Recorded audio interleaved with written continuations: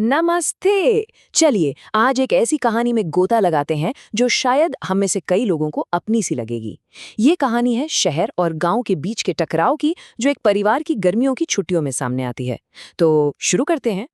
तो कहानी की असली शुरुआत होती है यहाँ से। 3 बहनें हैं, शहर में रहती हैं और उनकी एक ही परेशानी है कि उनके बच्चे स्विट्जरलैंड या मालदीव जैसी फैंसी जगहों पर नहीं जाना चाहते। नहीं, वो जिद कर रहे हैं अपनी नानी के गांव जाने की। और ये जो खींचतान है ना, ये लगभग हर दूसरे घर की कहानी है। और बस यहीं से शुरू होती है असली दुविधा, छुट्टियों की दुविधा।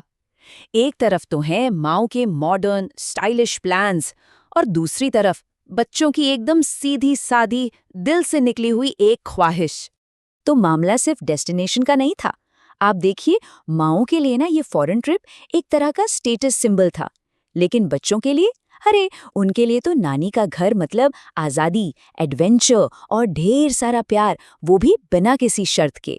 और हुआ वही जो होता है, बच्चों की जिद, साथ में पति और सासू माँ का भी थोड़ा दबाव, तो माओ को आखिरकार हार माननी पड़ी और डेस्टिनेशन फाइनल हुई, नानी का गांव।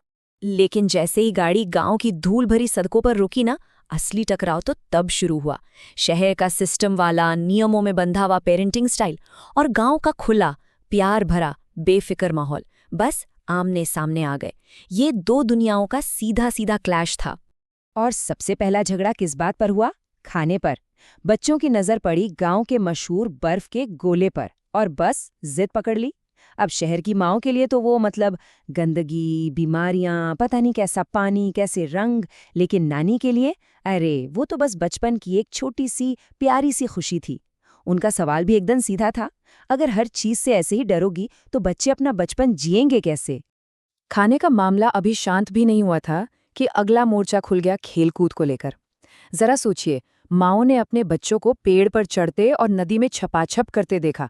बस उनके तो होश उड़ गए। उन्हें डर सताने लगा कि कहीं गिर गए तो, चोट लग गई तो, बीमार पड़ गए तो। लेकिन गांव वालों के लिए ये सब नॉर्मल था। बच्चे ऐसे ही तो सीखते हैं, बड़े होते हैं। बात यही नहीं रुकी, झगड़ा अब सोने की जगह पर आ गया। माओ की शिकायत थी कि जमीन पर चटाई बिछाकर कैसे सोए, कमर में दर्द हो जाएगा और एसी भी नहीं है। दूसरी तरफ बच्चे, वो तो एक्साइटेड थे कि वाओ नानी के पास सोएंगे, वो भी खुले आंगन में तारे देखते हुए। तो एक तरफ था शहर का कंफर्ट और दूसरी तरफ गांव का वो सुकून। और इसी माहौल में एक माँ के मुंह से निकलता है, मुझे तो सच में डर लगने लगा है। कहीं यहाँ रहकर ये बच्चे पूरी तरह से बिगड़ ना जाएं, यहाँ कोई सिस्टम ही नहीं है। ये सिर्फ एक लाइन नहीं, ये उनकी पूरी घबराहट, उनकी चिंता को दिखाती है। उन्हें लगा कि ये जो गांव का बिना सिस्टम वाला माहौल है ना, वो उनके बच्चों की सारी अच्छी आदतें छीन लेगा। लेकिन फिर कहानी में एक मोड़ आता है। जैसा अक्सर होता है, जिंदगी के छोटे छोटे पल एक बड़ा बदलाव ले आते हैं।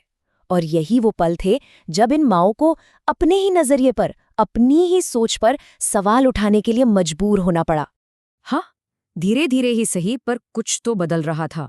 उनकी सोच में, उनके दिल में, चीजों को देखने का उनका जो तरीका था, वो बदल रहा था। और ये बदलाव बाहर से नहीं, अंदर से आ रहा था।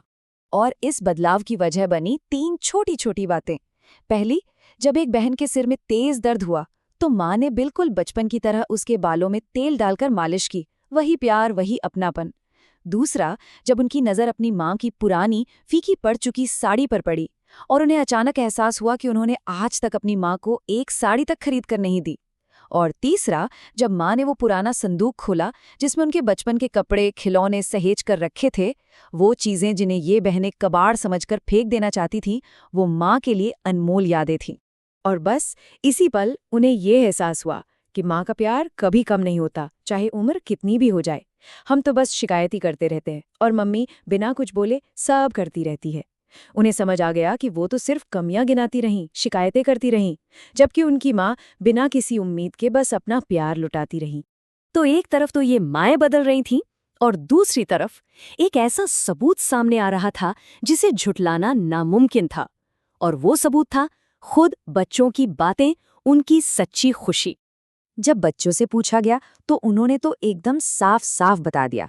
बोले, घर पर तो बस यही सुनने को मिलता है, बाहर मत जाओ, ये मत करो, वो मत करो। यहाँ हम आज़ादी से खेलते हैं, कोई रोकता टोकता नहीं। हम खुद से गिरते हैं, खुद से सीखते हैं, और सबसे बड़ी बात, नानी कभी डांटती ही नहीं। यहाँ का खाना तो बेस्ट है, काश रोज यही मिलता। और एक बच्चे ने तो कह ही दिया, मुझे तो यही रहना है। और ये सिर्फ बच्चों की बातें नहीं थीं, ये बदलाव तो साफ साफ दिख रहा था। कुछ ही दिनों में बच्चे पहले से ज्यादा हेल्दी लग रहे थे, उनका एक्टिविटी लेवल बढ़ गया था, और सबसे जरूरी, वो सच में खुश थे। मतलब गांव की खुली हवा, मिट्टी में खेलना और घर का सादा खाना अपना जादू दिखा चुका था। और देखते देखते छुट्टियां खत्म हो गईं, वापसी का दिन आ गया। लेकिन इस बार जब वो गांव से लौट रही थीं, तो वो पहले वाली माएँ नहीं थीं। उनका पूरा नजरिया, पूरी सोच बदल चुकी थी। और जाते जाते भी नानी ने कुछ मांगा नहीं, सिर्फ दिया। उनका प्यार तोहफों की शक्ल में सामने आया, और इन तोहफों ने बेटियों के मन में जो थोड़ी बहुत शिकायतें बची थी ना, उन्हें भी धो डाला।